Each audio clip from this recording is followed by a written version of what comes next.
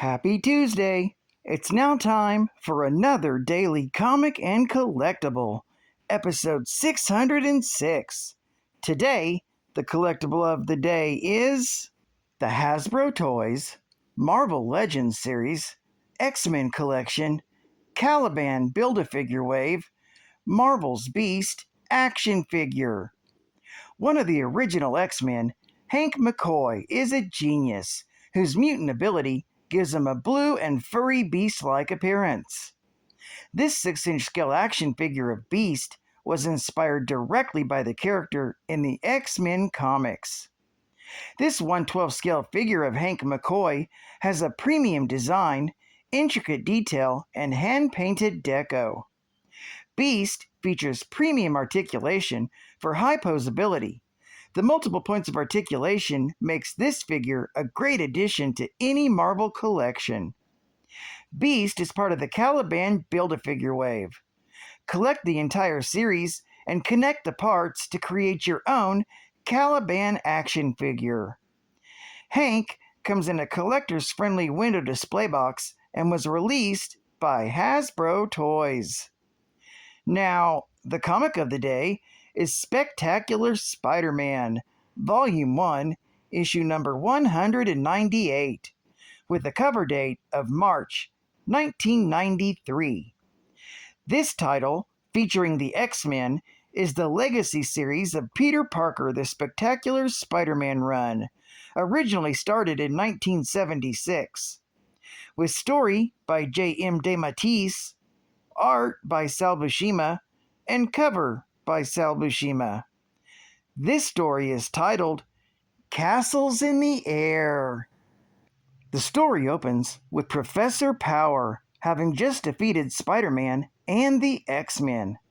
The police have just arrived on the scene and attempt to gun down Professor Power.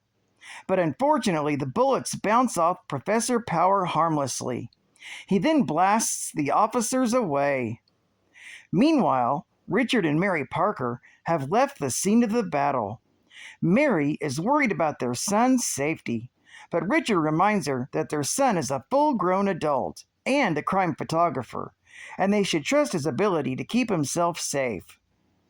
Meanwhile, back at the scene of the battle, Professor Power continues to hold the police off until a massive flying castle arrives on the scene. When his Centurions arrive on the scene, Professor Power tells them only to take the mutants, saying Spider-Man was just a brave warrior whom he had no quarrel with. Later, when the members of the X-Men finally recover, they find themselves trapped in an energy cube within Power's castle. Cyclops tries to blast through it with his optic blasts, but they are deflected back at the X-Men. That's when a holographic image of Professor Power appears before them.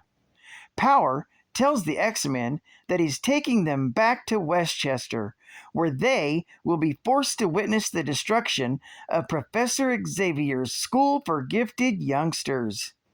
He also intends to take Xavier prisoner and make him watch as he kills all of his original students, one by one.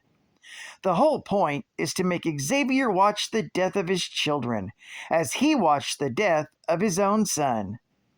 Growing emotional, Powers turns off the projection and looks at himself in a nearby mirror. Instead of seeing his current form, he only sees his original withered body.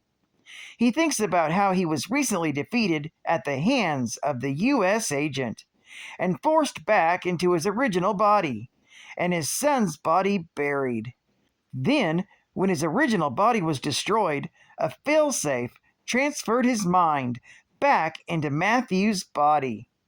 There, he waited until technicians dug up his son's body and repaired the cybernetics.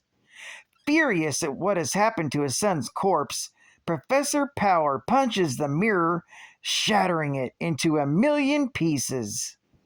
Hearing the crash, one of the Centurions enters the room to check on his master. Furious at being interrupted, Professor Power orders him back to his post.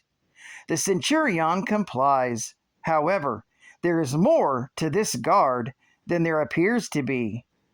Going to the room where the prisoners are being kept, this soldier makes the two guards suddenly pass out. This guard is ambushed from behind by Spider-Man, but he quickly learns that it's really Jean Grey in disguise, thanks to an image inducer. Both had come to rescue the other X-Men, and as they try to figure out how to get Cyclops and the others free, the alarm goes off. With the army of Centurions storming into the room, Spider-Man holds them at bay, while Jean uses her telepathic powers to free her teammates. Ultimately, Spider-Man defeats all the soldiers, while Jean frees her friends. That's when Professor Power enters the room. He's absolutely furious that Professor X refused to save his son and demands that someone pays for Matthew's death. Spider-Man tries to relate to Professor Power, as he knows what it's like to lose someone you love. He then tries to convince Power to let go of his hate, as it's the only way to move on with his life.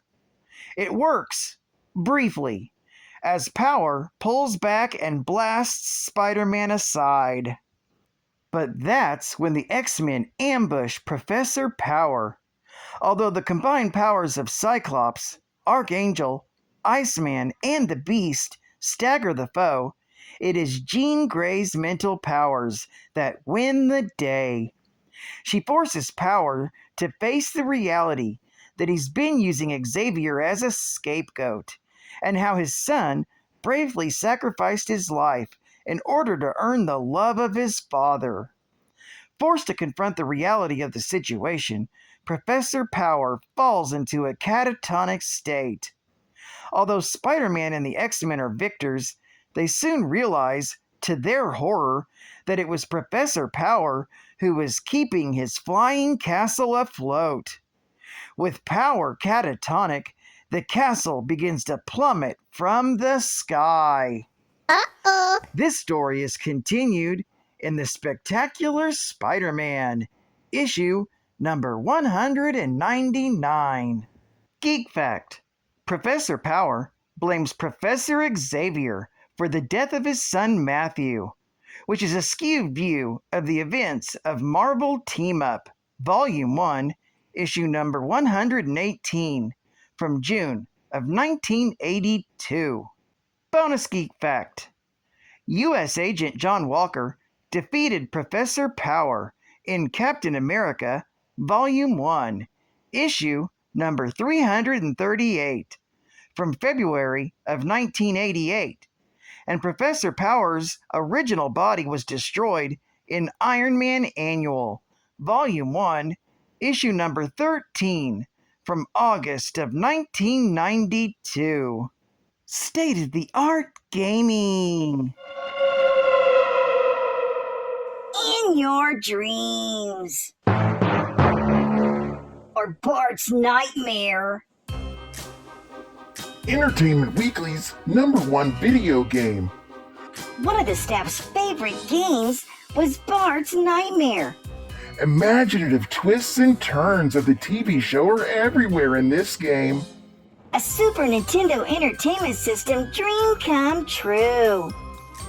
Play the game, reviewers are losing sleep over.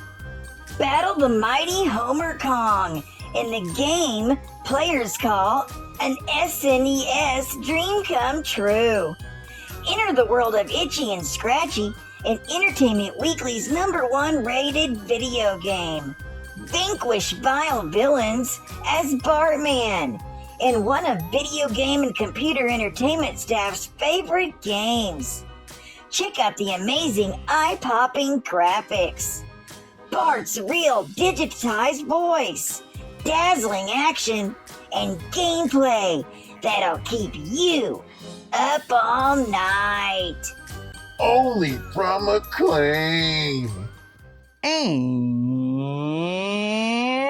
final Geek Fact: Anthony Power was born in Norfolk, Virginia. A former college professor and presidential advisor, Power became embittered with the country once his son Matthew returned from war and retreated into a vegetative state as a result of shell shock. He formed a private army and think tank to lead the country towards a new era of American exceptionalism by any means necessary. Power learned of Charles Xavier's mutant telepathic powers and tried to get Xavier to fix his son's damaged mind. When Xavier couldn't offer a quick fix, the paranoid Power accused Xavier of working against him and used his hired telepath, Mentalo, to hijack Xavier's telepathy and use it for himself. During the psychic conflict that followed, Matthew Power's mind was caught in the psi-link that still existed between him and Xavier, destroying his consciousness beyond all hope of redemption. Anthony Power swore unholy vengeance on Charles Xavier for his role in Matthew's condition. So Professor Power preserved his son's body and had scientists transfer his mind into his son's young and vital form. Clad in exoskeletal armor, Power decided to revenge himself on Xavier by attacking his children, the X-Men. An assassination attempt on the Beast was stopped in part thanks to the intervention of Spiderman, but more importantly by the Beast's mother, who appealed to Power's status as a parent. Power later reorganized the remnants of the secret empire under his control and began preparing war games to turn America and Russia against each other.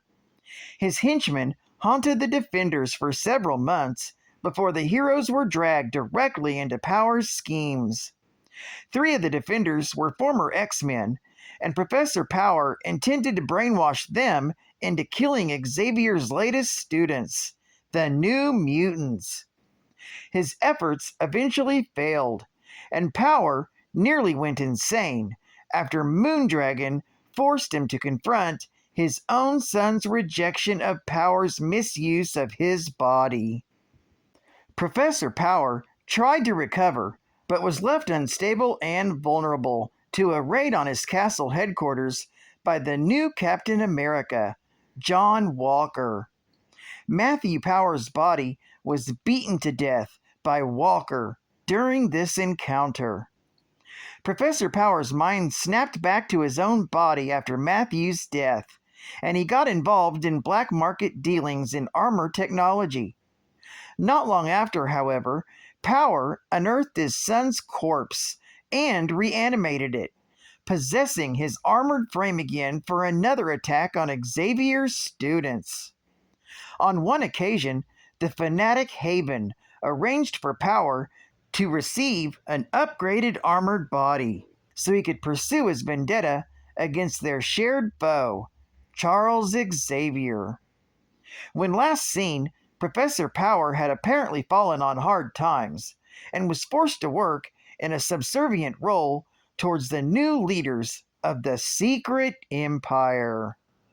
Well, I'd like to thank you for joining me for another Daily Comic and Collectible, and I'm so happy to be back.